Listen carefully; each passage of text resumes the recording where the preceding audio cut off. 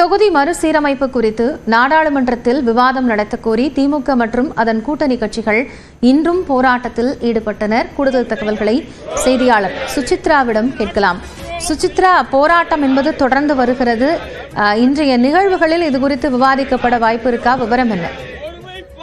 காயத்ரி, தொகுதி மறுசீரமைப்பு விவகாரம் தொடர்பாக ஒரு நியாயமான முறையில் மறுசீரமைப்பு செய்யப்பட வேண்டும் என்ற ஒரு கோரிக்கை வலியுறுத்தி அதன் மீதான விவாதம் என்பது 2 அவைகளிலும் நடத்த வேண்டும் என்ற ஒரு பல்வேறு அவை ஒத்திவைப்பு தீர்மான நோட்டீஸ்களை திமுகவின் சார்ந்த எம்பிக்கள் மட்டுமல்லாமல் தமிழ்நாடு எம்பிக்கள் சார்பாக கடந்த 8 நாட்களுக்கும் மேலாக அவையில் வழங்கப்பட்டு வந்ததில்லை. அதன் மீதான விவாதம் என்பது தொடர்ந்து மறுக்கப்பட்டு வருவதால் தொடர்ந்து 4வது நாளாக நாடாளுமன்ற வளாகத்தில் எம்பிக்கள் போராட்டத்தில் ஈடுபட்டு வருகிறார்கள். ஒரு நியாயமான மறுசீரமைப்பு, தமிழ்நாடு வெல்லும், தமிழ்நாடு போராடும், தமிழ்நாடு வெல்லும் என்ற பதாகைகளை அணிந்த டி ஷர்ட்கள் மற்றும் ஷால்கள் அணிந்தும் பதாகைகளை ஏந்தியும் தற்பொழுது திமுக, காங்கிரஸ், விசிக உள்ளிட்ட தமிழ்நாட்டை சார்ந்த எம்பிக்கள் போராட்டத்தில் ஈடுபட்டு வருகிறார்கள். மக்களவை மற்றும் மாநிலங்களவையில் இன்றும் இந்த தொகுதி மறுசீரமைப்பு தொடர்பான விவாதத்தை நடத்துவதற்காக கோரிக்கையை விடுத்து மக்களவையில் கனிமொழி சார்பாக ஒரு விவாத நோட்டீஸ் என்பதும் வழங்கப்பட்டுள்ளது. அவர் மட்டுமல்லாமல் TR பாலுவும் இந்த விவகாரம் சார்பான ஒரு நோட்டீஸை மக்களவையில் வழங்கியுள்ளார். அதே போல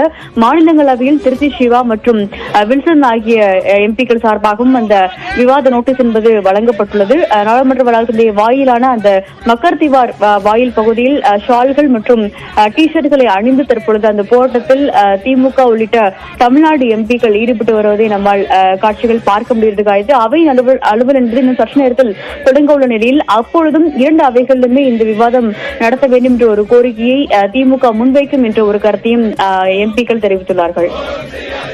நன்றி சுசித்ரா. கூடுதல் விவரங்களுக்காக மீண்டும் இணையலாம்.